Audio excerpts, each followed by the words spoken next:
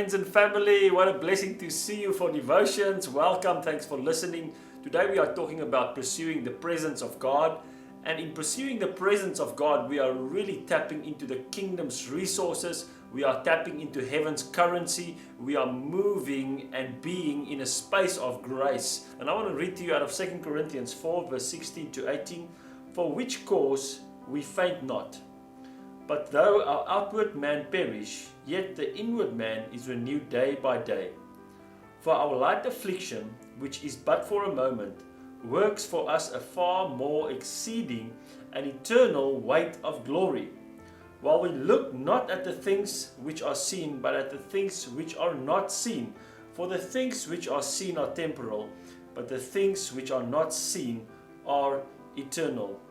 The scriptures talk about how we can enter into the presence of God and start pursuing the realities of heaven. It actually says that we get renewed day by day by focusing on the inward reality.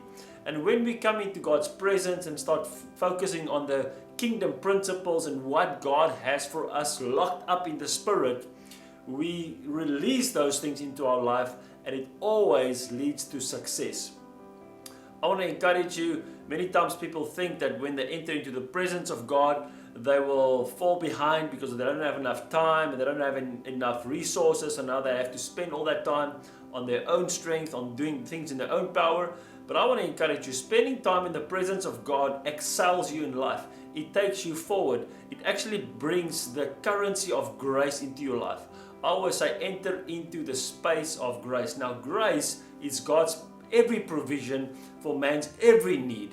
And so when you enter into the presence of God, you are literally enter into the provision of God. You're now tapping into the kingdom resources for your life.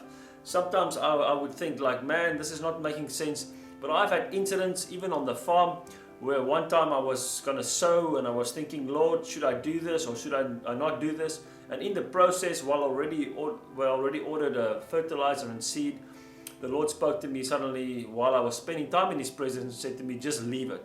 I left it that year, and a neighbor asked me the next day if he could rent those fields.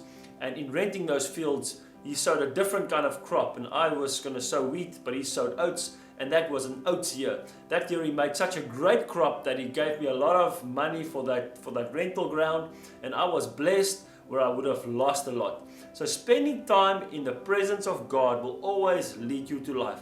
Spend time today in God's presence and let Him lead you to life. You are highly favored and deeply loved of God.